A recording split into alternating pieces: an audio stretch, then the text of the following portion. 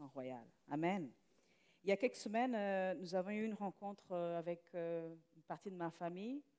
Je me rappelle que quand Olivier est venu payer la dot, il s'est dit, mais vous avez une grosse famille, là. Y a pas, ça n'a pas d'allure. Hein?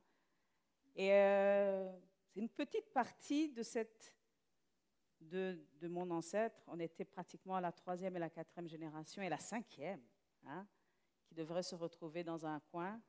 Et là, je pars avec les enfants, et déjà, ils commencent à me questionner. Vous allez encore parler Kirundi avec les adultes là? Ma langue maternelle, déjà, parce qu'ils disent, on ne la comprend pas, on ne saisit pas, donc on va subir encore cette langue. Oui, oui, vous allez l'écouter. Mais en même temps, je savais qu'il y avait des cousins, des cousines que je n'avais pas vus depuis longtemps, et il y avait des enfants que je n'avais pas vus, de leurs enfants. Donc, c'était une rencontre familiale, et surtout une connexion entre les nouvelles générations qui ne se connaissaient pas.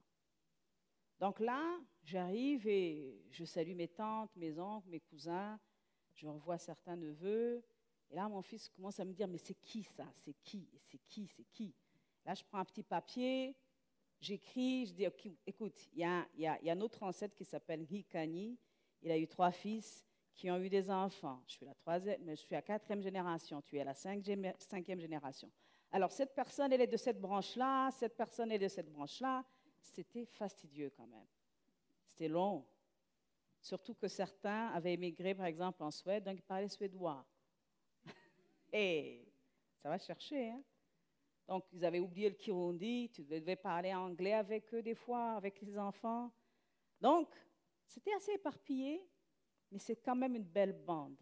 Ça m'a rappelé de très, très bons souvenirs quand on allait chez mes grands-parents, où alors là, tous les enfants étaient mis ensemble, et on essayait de refaire un petit peu la même chose. Vous savez, les familles, les grosses familles, c'est pas très gérable. Hein?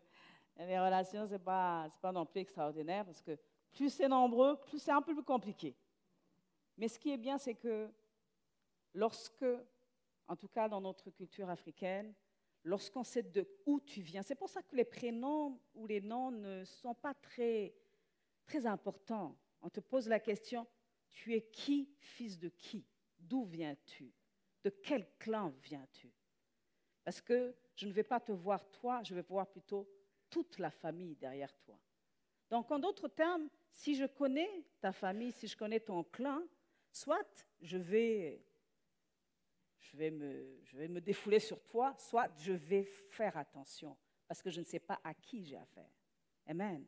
Et j'aimerais que ce matin, nous soyons conscients que nous sommes de la famille royale et que nous venons d'un Dieu extraordinaire et que le diable et les circonstances ne peuvent pas nous détruire parce qu'il y a quelqu'un qui est derrière. Amen. Prions ensemble. Père, je prie que ce matin, tu nous rappelles, tu nous ramènes encore une fois à ta famille royale. Rappelle-nous que même si les circonstances, les gens ou même nous-mêmes, nous nous disons que nous ne sommes pas dignes de toi, toi tu as payé le prix au travers de Christ et nous sommes tes enfants et nous sommes de sang royal et tu es derrière nous et tu nous protèges. Père, accorde que ce matin, tu puisses nous ouvrir les yeux, Seigneur, que l'on soit conscient de toi et non pas des circonstances, que l'on soit conscient de ta force et de cette famille dans laquelle tu nous as mis au lieu de nos faiblesses. Père, nous allons toujours avoir des manquements, mais tu vas toujours nous rappeler d'où on vient. Amen. Donc, comme je vous le disais, d'ailleurs, j'avais eu même des difficultés. Ma fille aînée n'apporte pas le nom d'Olivier Akidiman. Hein? Non, non, ce n'est pas le nom. Son nom, c'est Ngabire Kazi, qui veut dire un don de bienvenue. C'était ma fille aînée. Donc, on voulait marquer sa venue. Donc, on lui a donné un nom qui s'appelle un cadeau de bienvenue. Alors, nous, le nom familial, oui, mais c'est plutôt d'où viens-tu? De quel clan viens-tu? À qui ai-je affaire? Non seulement avec toi, mais qui est derrière cette personne? Donc, souvent, on se définit, je suis tel, fils de tel, fils de tel, fils de tel et fils de tel. Ah, là, ça va être compliqué, parce que quand on veut vous insulter, on dit, vous ne venez de nulle part. Tu n'as qu'une famille, donc tu es tellement seul, petit, tu es fragile en d'autres termes, parce qu'on sait que derrière toi, il n'y a personne pour te soutenir. C'est un réseautage, hein, c'est clair. C'est là un LinkedIn un peu à l'africaine, mais c'est assez costaud parce que c'est vrai que ce n'est pas facile de savoir que cette personne, si elle vient d'une famille non pas puissante financièrement, mais d'influence, ce sera très difficile de l'atteindre. Donc, il faudra faire attention quand tu parles à elle. Et je me rappelle que nous sommes de la race choisie. Dans 1 Pierre 2, verset 9, de verset 9 jusqu'au verset 10, il est écrit « Mais vous, vous êtes la race choisie, les prêtres du roi, la nation sainte, le peuple qui appartient à Dieu. » Vous voyez cette tautologie? Donc, ici, Pierre, il insiste.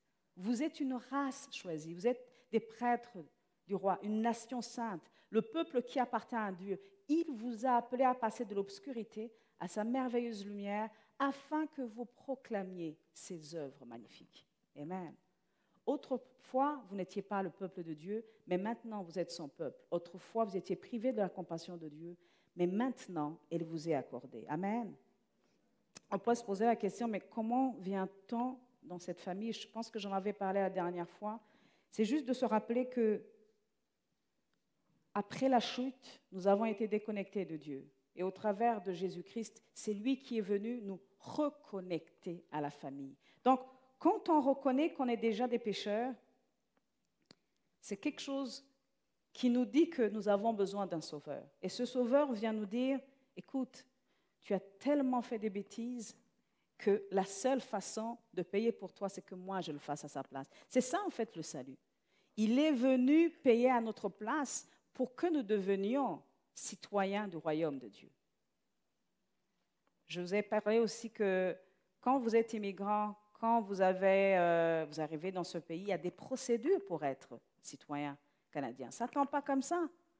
Beaucoup ici, tous les Québécois, ici, c'est de naissance. Mais par quelqu'un qui n'est pas de naissance, ça prend du temps. Hein? Il y a l'administration qui s'en mêle. Et on veut juste voir, est-ce que cette personne, elle est digne? Est-ce qu'elle comprend est-ce qu'elle connaît cette histoire? Elle connaît l'histoire du Canada, du Québec, etc. Donc, on veut voir jusqu'où vous êtes vraiment impliqués. Puis, c'est pour ça que ça prend du temps. Mais ce qui est bien avec le Seigneur Jésus, c'est que pour avoir la citoyenneté du royaume des cieux, c'est juste de dire, oui, Seigneur, je ne suis pas digne d'être. Je ne suis pas qualifié. Les péchés que j'ai commis me disqualifient d'avance. Mais il y a quelqu'un qui a payé le prix. Il s'appelle Jésus. Et c'est pour ça qu'en l'acceptant, je deviens automatiquement citoyen et citoyenne du ciel. Amen. Alors, bien sûr, depuis la chute, on pourrait dire, écoute Nathalie, il y a des gens tout le monde n'est pas mauvais. C'est vrai. Il y a toujours des vestiges de la grâce de Dieu, de la bonté de Dieu, de l'amour de Dieu dans les gens. On n'est pas tous mauvais de la même manière. Puis il y a même des gens qui ne connaissent pas Dieu, qui ont des vestiges de la bonté de Dieu. Moi, je me suis posé la question quand j'ai vu tous ces ancêtres, toute cette famille, quand on était ensemble, j'ai dit, ce gars-là, la première génération, s'il pouvait venir et voir ses enfants, ses petits-enfants, ses arrière-petits-enfants, il aurait toujours une trace d'ADN dans son corps qui dirait, ces gens viennent de moi. Donc, quelque part, malgré la chute, on a toujours cette image de Dieu. Donc, c'est pour ça qu'on est capable d'aimer les gens, de faire des projets, d'aimer nos enfants. Et Jésus en a parlé en disant, même vous qui êtes méchants, vous êtes capables de donner du pain et non des serpents à vos enfants. Mais quand on reconnaît qu'on a besoin de Jésus, c'est là où, quand même, on entre dans le royaume de Dieu. Ce n'est pas une question des œuvres, c'est une question d'identité. As-tu l'ADN? Et cet ADN est donné par Jésus. Alors, quelles sont les procédures pour devenir, comme je l'ai dit, pour devenir héritier de Dieu? C'est reconnaître qu'on n'avait pas cette identité, qu'on n'avait pas cette nationalité-là. Je ne sais pas si vous êtes dans un pays de paix, c'est excellent. Ah, ça, je vous assure. Vous savez, quand vous avez la grâce d'être dans un pays de paix, il y a des questions que vous ne vous posez pas. Alors, je ne sais pas si vous avez vu des films, surtout de la période, soit des films de guerre, où, par exemple, les États-Unis vont assez récupérer leurs citoyens dans un pays en guerre. C'est clair qu'au niveau des frontières, on leur pose la question, avez-vous le passeport américain? Et ce n'est pas parce que vous parlez américain ou anglais. Non, non. Mais vous pouvez même ne pas parler anglais. Mais lorsque vous avez un passeport américain, celui-là vous donne le droit d'entrer dans l'avion et de quitter le territoire qui est en guerre. Et j'en connais... Allô, allô, OK. J'en connais des histoires dans des pays où il y avait la guerre. Et parce que vous étiez un expatrié, que vous aviez la nationalité, vous pouvez partir même avec votre chien. Et que les autres qui étaient restés là devaient forcément mourir parce qu'ils n'avaient pas le droit. Alors, c'est injuste un peu là. Hein? Comment est-ce que certains peuvent partir et d'autres pas? C'est parce qu'il y a quelque part une nation qui est beaucoup plus forte et qui est capable d'aller récupérer les siens. Tout simplement. Donc, si vous n'êtes pas de la bonne nationalité, c'est clair, vous allez périr. C'est une question non pas d'œuvre, non pas des choses bonnes que vous avez faites. Même un fou, il suffit qu'il ait la bonne nationalité. Même un tueur en série, on dira non, non, non, tu ne vas pas, même si tu as fait des bêtises, ce n'est pas au Burundi que tu vas payer ça, tu vas payer ça en France ou au Canada. Pourquoi? Parce que le pays va récupérer les siens malgré les œuvres que tu auras faites. N'est-ce pas? Ça fait mal, hein, des fois. C'est même injuste. Mais lorsqu'une nation est forte, c'est comme ça que ça se passe. Et nous sommes aussi de la nation de Dieu. Ce n'est pas qu'il y a des exemptions, mais nous avons une protection extraordinaire. Souvent, on ne l'utilise pas. On veut d'abord trouver nos propres moyens. Quand on reconnaît qu'on n'est pas digne de ce royaume, dont les standards sont assez élevés, cela nous pousse quand même à s'humilier devant Dieu, à demander, Jésus, donne-moi ce passeport. Donne-moi de pouvoir avoir droit à ces avantages. Et pour ceux qui ne le savent pas, ici, quand tu veux devenir un citoyen canadien, tu jures devant un juge. Tu prêtes serment devant un juge. L'image de ce juge, c'est Dieu. Et quand on donne sa vie à Jésus, c'est comme si tu prêtais serment avec ce Dieu qui t'a créé, en fait, qui t'attendait. C'est même un père qui disait, ça faisait longtemps que je voulais te voir. Maintenant, tu es revenu au bercail. Ça me fait plaisir. Tu n'es pas parfait. Non, ce n'est pas une question de perfection. C'est une question d'identité. Amen. Souvent, on se juge en disant, ce chrétien-là, quand même, il exagère, il n'est pas chrétien. Souvent, on veut juger par les œuvres. Des fois, on peut être fatigué émotionnellement, on peut avoir des propres défis qui nous poussent à mal agir, mais surtout pas juger par ce que l'on voit. Notre identité en Christ est beaucoup plus forte que ce que nous faisons. Mais ça ne veut pas dire qu'on va faire des bêtises. Hein? Donc, comme Paul l'a dit, cela ne justifie pas qu'on va pécher. Mais non, concentrons-nous d'abord sur ce que nous sommes. Et cela va nous amener à faire la bonne chose. Alors, bien sûr, lorsque je change d'identité ou de citoyenneté, j'ai des défis. Parce qu'il y a une citoyenneté ancienne que j'abandonne et une citoyenneté nouvelle que je dois prendre. Et l'un des plus gros défis que j'ai, c'est surtout la langue, des fois. Vous savez, vous venez ici dans un pays, vous ne parlez pas le français, l'anglais, vous êtes hispanophone, vous parlez portugais ou autre chose. C'est un gros défi. Et même lorsque vous parlez français, ce n'est pas évident. Exactement, parce qu'il y a des expressions que vous devrez comprendre qui sont liées à la culture, à la langue, à l'histoire. Et je sais que l'une des choses qui a été un grand défi pour moi, c'était la notion de père, de papa. Que vous ayez un père parfait ou un père imparfait, ça va vous influencer dans la manière de voir Dieu, tout simplement. Si vous avez eu un bon père, vous aurez la facilité de concevoir Dieu comme père. J'ai une amie qui, un jour, a dit, la raison pour laquelle j'ai reçu Jésus, c'est qu'on avait dit que ce Dieu-là avait de l'amour beaucoup plus que ton propre père. Il s'est dit, what? Mon père m'a tellement aimé, j'ai un grand témoignage de mon père.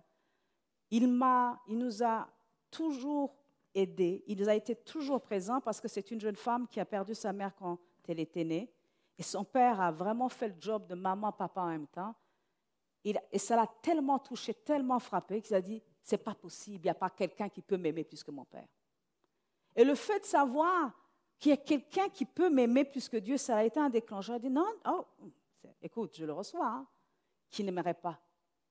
Ça, c'est quelque chose de positif. Mais on peut avoir aussi des côtés négatifs. On peut avoir eu un mauvais père, ou on peut avoir un père absent ou qui était décédé quand tu étais né. Je me rappelle que je faisais des séries sur l'amour de Dieu dans ma langue maternelle. Et puis, il y a une femme qui m'a dit, « Oh, Nathalie, tu as bien enseigné, mais quand tu as parlé de père, là, ça m'a énervée. » Je dis, « OK, pourquoi ça t'a énervé? Moi, je pense que je parle d'un Dieu, de Dieu le Père, c'est quelque chose de bon. Non, non, non, non, non, non, ça m'a irrité. » Je dis, « Mais pourquoi ça t'a irrité? » Mais en reconnaissant son histoire, c'est que c'était une femme, c'est une personne qui a pratiquement l'âge de ma mère, qui a perdu ses parents extrêmement tôt, qui n'a jamais connu son père et sa mère. Donc, elle a eu cette blessure-là de ne pas avoir un père. Donc, parler d'un Dieu, le Père, dans sa vie, ça vient le chercher. Ça veut dire qu'il y a eu des saisons de sa vie où elle aurait voulu voir un père. Ou elle veut avoir un père qui le protège. C'est sûr qu'elle en a voulu à ce père absent. Et donc, prendre le mot père et l'associer à Dieu, ça ne matchait pas. Et des fois, c'est ça le défi que nous avons quand nous recevons Jésus dans notre vie et qu'on commence à lire la parole de Dieu, notre vision de la vie est biaisée à cause de nos expériences. Et c'est là où on doit prendre le temps de dire, Seigneur, aide-moi à voir ce que tu vois. Aide-moi à changer de langage. Aide-moi à comprendre ce que ce mot veut dire. Et surtout, il y a une prière qui a été faite ce matin, guéris mes blessures. Sauve mon âme. Il y a tellement de choses qui ont été faites dans ma vie qui m'empêchent de te voir comme un père, tout simplement. Et je sais qu'il y a des fois, je disais, montre-moi, Père, donne-moi une meilleure définition selon toi. C'était une prière que je prie souvent. Donne-moi de comprendre les choses comme toi, non pas comme moi.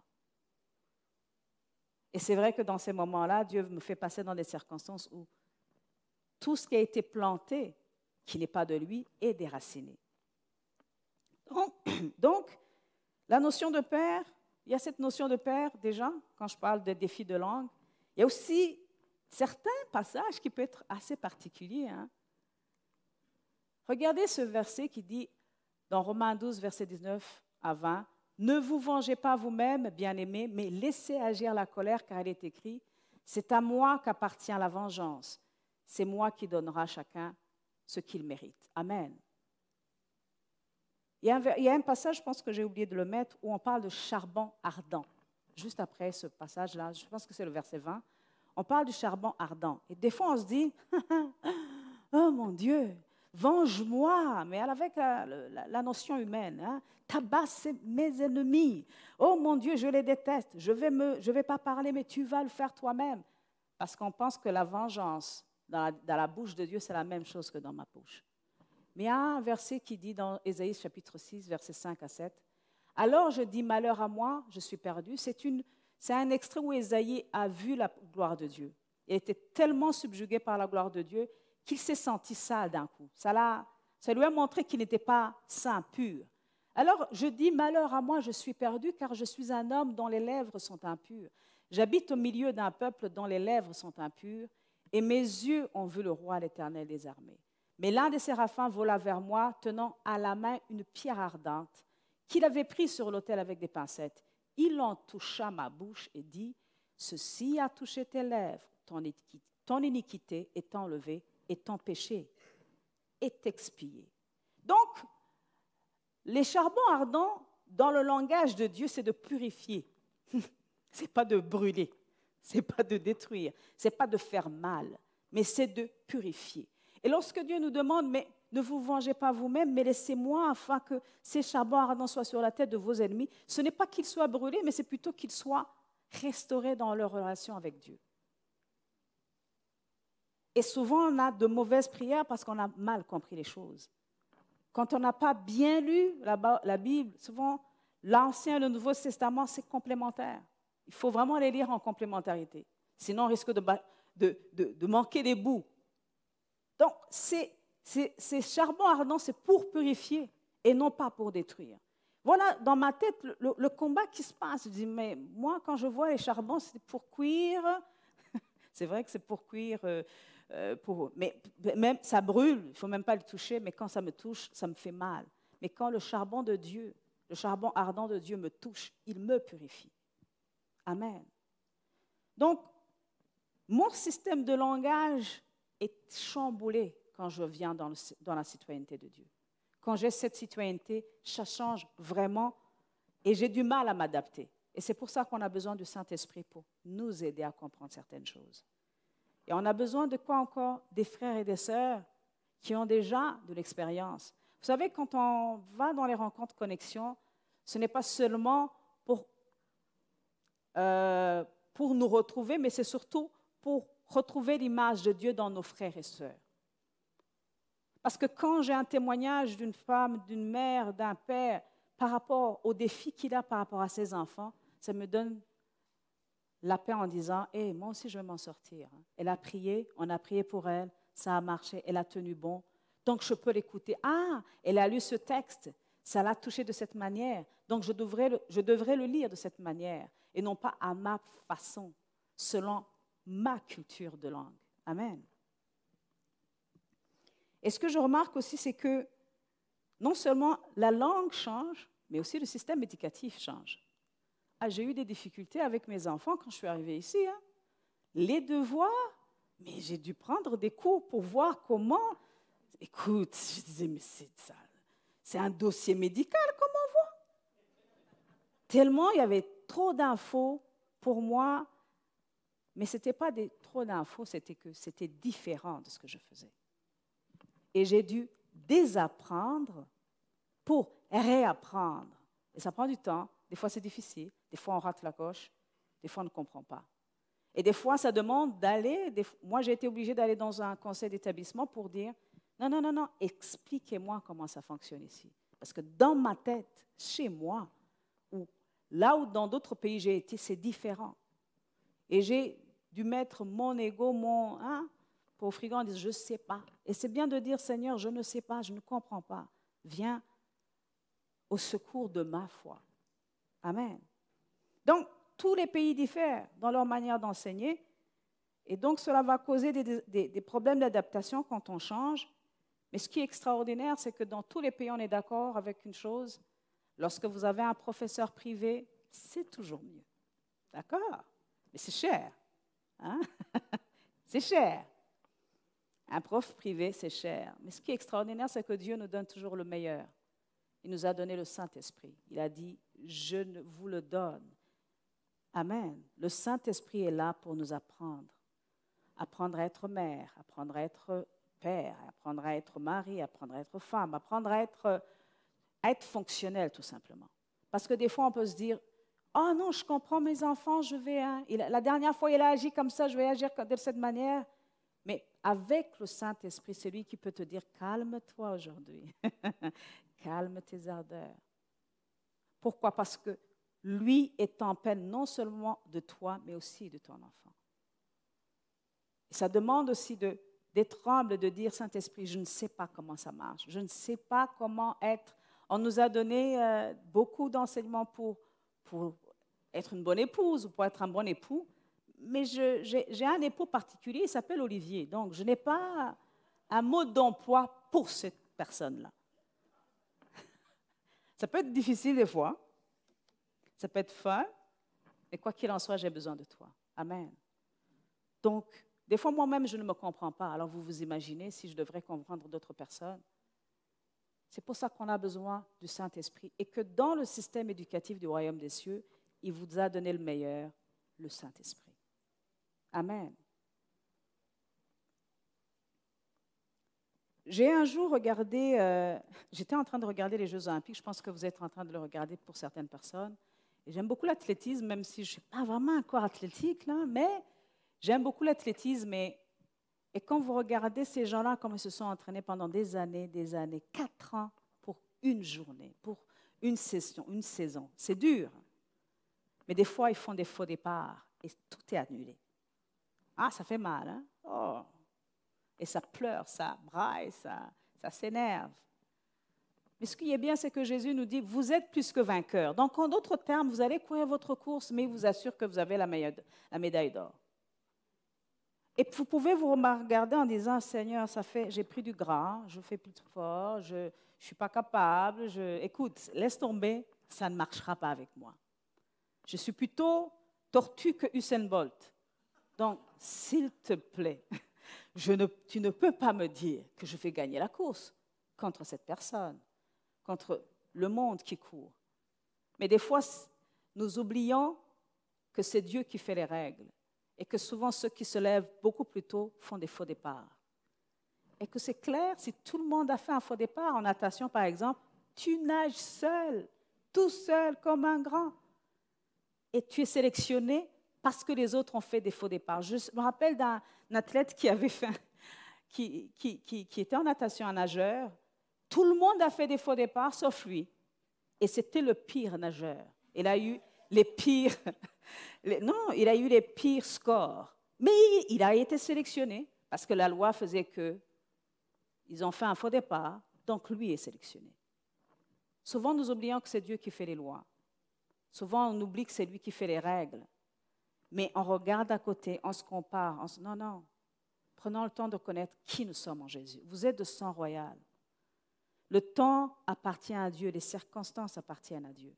Et c'est lui qui peut les changer en un instant. C'est pour ça que des fois, quand on prie, on peut être déçu.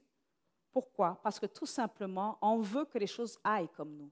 Et dans sa grâce, il ne nous répond pas. Oh mon Dieu, il y a des prières que je loue le Seigneur qui n'a pas répondu. Mais je sais qu'avec lui, nous allons faire de grandes choses. Amen. Donc, le système éducatif est différent, le système de santé est différent. Amen. Oh, et bon, vous savez très bien quand même que le Canada a l'un des meilleurs systèmes de santé. Amen. Confessons, on est là pour confesser. C'est vrai que l'accessibilité est très difficile, que le mot urgence devrait peut-être être défini un tout petit peu, mais quand même, écoutez, j'ai été dans d'autres systèmes, je peux vous dire que vous êtes gâtés. Si, amen. Amen. Mais ce qui est bien, c'est que, c'est vrai, on regarde l'accessibilité, la qualité des soins, l'équité, parce que, bon, tomber malade aux États-Unis, vous n'avez pas d'assurance, vous allez me dire comment ça va marcher. Et puis, les résultats en matière de santé, etc., ça veut dire que plus une population est vieillissante, plus ça veut dire que son système de santé fonctionne, puisqu'il sait prendre soin des personnes jusqu'à un certain moment. Oui, il y a de bonnes choses aussi. Mais ce qui est excellent dans le système de santé de Dieu, c'est que c'est Jésus qui fait tout. C'est lui l'hôpital, c'est lui le médecin, c'est lui l'urgentiste, c'est lui qui est tout. Amen. Donc, on l'a en nous, ça veut dire qu'on a le médicament, le médecin, l'hôpital, le radiologue, on a la totale, le chirurgien, tout ce dont vous avez besoin, parce qu'il habite en nous. Il a fait ça simple, parce que ça peut être compliqué quand vous avez des diagnostics assez lourds, d'aller je sais que ça peut être fatigant. Mais lorsque on sait que tout est centralisé par une personne qui est capable de gérer ça, on dit Amen.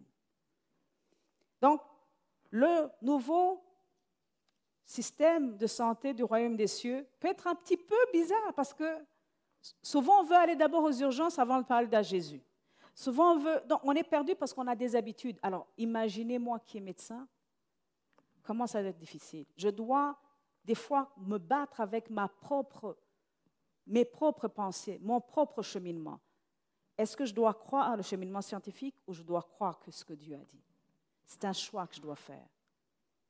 Ce n'est pas contradictoire, mais souvent, j'inverse les priorités. Et c'est pour ça qu'on devrait non pas inverser les priorités, mais mettre les meilleures priorités au début. Amen. Dieu décide de vous guérir à la manière dont il veut. Il peut le faire directement, passer par les médecins, ou même, des fois, faire des défis scientifiques où les gens vous disent « Je ne comprends pas pourquoi tu existes ». Et je me rappelle qu'il y a une personne, jusqu'à maintenant, je ne sais pas comment elle existe. Elle a eu des complications de son foie, etc. Je ne sais pas comment elle existe. Est-ce que Dieu l'a guérie dans les médias? Non. Mais déjà, c'est un miracle scientifique de la voir vivante avec cette pathologie. Donc, ce que Dieu décide de faire, je ne le sais pas, mais je lui fais confiance parce que je sais que tout ce qu'il fait pour moi est bien. Amen. Donc, le système de santé est différent. Même la nourriture est différente, n'est-ce pas? Je sais que pour beaucoup de gens qui viennent d'autres pays, la première chose qu'on veut chercher, c'est une épicerie qui ressemble à chez nous. Une épicerie africaine, une épicerie asiatique. On veut le foufou, on veut les feuilles de manioc, on veut l'huile de manioc, on veut chercher ce qui nous ressemble. Pourquoi? Parce que ça nous manque. Et c'est normal. Et c'est ce que l'on fait souvent quand on est en train de lire la Bible. On recherche une image de notre culture. Ça, je comprends. La poutine, je comprends. Mais ça, je ne comprends pas. C'est clair. Donc, on recherche ce qui nous comble, qui ne nous challenge pas. Mais demandons à Dieu de changer notre façon de voir afin de réellement hériter tous les bienfaits du royaume de Dieu. Amen. Et l'une des choses les plus extraordinaires, c'est ce qu'on a fait ce matin, c'est le partage de la scène. Dans le royaume de Dieu, même une nourriture, c'est un moment de célébrer la gloire de Dieu. C'est un moment qui nous rappelle que nous appartenons à un royaume de Dieu, que nous sommes différents. Amen. Et surtout, lorsqu'on parle d'immigrer aussi dans un pays, c'est la sécurité. Ah, vous ne pouvez pas vous imaginer, lorsque vous avez un passeport canadien, qu'il y a des endroits où c'est safe. Hein? Il y a des fois où tu as un passeport américain, ce n'est pas safe de l'avoir, des fois. Hein? Oui, ça dépend de l'histoire de chaque pays derrière. Il y a des endroits où il vaut mieux pas avoir un passeport français, et un autre, il vaut mieux l'avoir. Donc, tout ça, c'est par rapport à l'histoire d'un pays, du passeport duquel vous avez. Et comme je vous l'ai dit, la sécurité, c'est que Dieu l'assure lui-même. Il a dit, je ne vous abandonnerai pas, je ne vous délaisserai pas. Il l'a dit 365 fois dans la Bible. Ça veut dire chaque jour, vous avez une promesse qui ne va jamais vous laisser. Donc, il n'a même pas envoyé seulement les anges. Il a dit, ce n'est pas une affaire d'ange, c'est une affaire personnelle. Je ne vous délaisserai pas. Et c'est pour ça qu'il nous a envoyé son esprit. Mais on peut avoir des challenges pour ne pas comprendre ce qui se passe. Et c'est normal. Et voilà, c'est un texte, je pense que c'était dans 2 Rois. Voilà, dans 2 Rois, il est écrit, « Le serviteur de l'homme de Dieu se leva de bon matin et sortit, et voici une troupe entourait la ville, avec des chevaux et des chars, et le serviteur dit à l'homme de Dieu, « Ah, mon Seigneur, comment ferons-nous? 2 personnes contre toute une armée, c'est clair. » On se pose des questions, on se dira, « Comment va-t-on faire? » Il répondit, « Ne crains pas, car ceux qui sont avec nous sont en plus grand nombre que ceux qui sont avec eux. » Amen. Élisée pria et dit, « L'Éternel ouvre ses yeux pour qu'il voie. » Et l'Éternel ouvrit les yeux du serviteur qui vit la montagne pleine de chevaux et de chars de feu autour d'Élisée. Amen. Demandons à Dieu de nous ouvrir les yeux par rapport aux circonstances dans lesquelles nous traversons. Qu'il nous ouvre les yeux sur la grâce qu'il a pour nous. Parce que c'est difficile de voir une grosse montagne, hein, c'est clair. Mais souvent, nos bénédictions ou nos protections sont bien camouflées comme ce militaire-là. Vous savez, le meilleur camouflage, c'est quand tu te fonds dans la masse. Et vous savez, dans la masse, spirituellement, il y a tellement de bonnes choses que l'on ne voit pas. Mais demandons à Dieu de nous ouvrir les yeux pour qu'on puisse entrer pleinement dans sa protection. Pourquoi? Parce qu'on peut rater de demander une protection alors qu'elle est là. On peut vraiment rater l'occasion d'être sauvé alors que la solution est à côté de nous. Donc, demandons à Dieu de nous ouvrir les yeux sur ce que lui voit et non pas ce que nous percevons. Donc, ce qui m'a empêché, moi, de bénéficier de cette identité, c'est que souvent, je mettais des sensations avant. Je ne te sens pas, Seigneur. Je ne te sens pas. Non, je ne te sens pas. Je ne te vois pas. Alors, je vous remets encore dans un contexte. Imaginez-vous, vous êtes dans un pays en guerre. que vous soyez bon ou mauvais, on vous dit aujourd'hui les Canadiens sont évacués en premier. C'est clair, vous allez crier. Et ce qui est extraordinaire, c'est que vous pouvez même écraser les gens juste pour passer en premier. Parce que vous savez que ce qui est derrière risque de vous faire mal. L'urgence de ce qui est derrière va vous pousser à agir rapidement. Donc, que Dieu nous ouvre et que l'on ne recommence pas à voir les choses d'une façon naturelle. Qu'il ouvre les yeux de notre cœur, que l'on voit réellement que nous appartenons au royaume de Dieu. Parce que nous avons des passe-droits, des privilèges, que la parole de Dieu dit promesses. Ce sont des privilèges. Vous savez, la grâce que Dieu, la définition de la grâce, c'est une faveur imméritée. La grâce de Dieu, ça veut dire une faveur imméritée. Donc, ce sont des passe-droits, des privilèges qu'on a. On n'avait pas droit à ça. Mais lui nous donne des passe-droits. C'est quoi un passe-droit? C'est une faveur qu'on accorde à quelqu'un contre le droit, le règlement, contre l'usage ordinaire. Il suffit d'avoir un passeport diplomatique, vous comprendrez combien c'est super bon d'avoir un passeport diplomatique. Ça vous donne des passe-droits au niveau de l'aéroport. C'est rapide, on ne fouille pas. Mais les autres se disent, mais est-ce qu'il est mieux que nous? Non, non, non, ce n'est pas une question de meilleur. Il a juste un passeport diplomatique. Et là, on le respecte. Mais nous oublions que nous avons un passeport diplomatique sur terre, que nous sommes enfants de Dieu. Là, le nom ou le nom du passeport ou le pays d'origine, c'est le royaume de Dieu. Ça veut dire même les anges, même la nature dit, ah, on vous reconnaît. Dans Romains chapitre 8, il est écrit, la nature attend avec un ardent désir la révélation des fils de Dieu. Ça veut dire que la nature est là en disant, je veux voir, où sont-ils? Mais pourquoi n'exercent-ils pas leur privilège? Amen. C'est pour ça que nous avons besoin de nous rappeler qui nous sommes. Le premier privilège que nous avons, c'est devenir enfant de Dieu. Maintenant, Dieu nous a montré comment il nous rend justes devant lui, et cela sans l'intervention de la loi. Les livres de la loi et des prophètes l'avaient déjà attesté. Dieu rend les hommes justes à ses yeux par la foi en Jésus-Christ. Il le fait pour tous ceux qui croient au Christ, car il n'y a pas de différence entre eux. Et tous ont péché et sont privés de la présence glorieuse de Dieu. Mais Dieu, dans sa bonté, les rend justes à ses yeux gratuitement par Jésus-Christ qui les délivre. Amen. Ça, c'est le premier passe-droit, le premier avantage, le premier privilège. Et l'un des autres passe-droits que nous avons, c'est par exemple la guérison divine.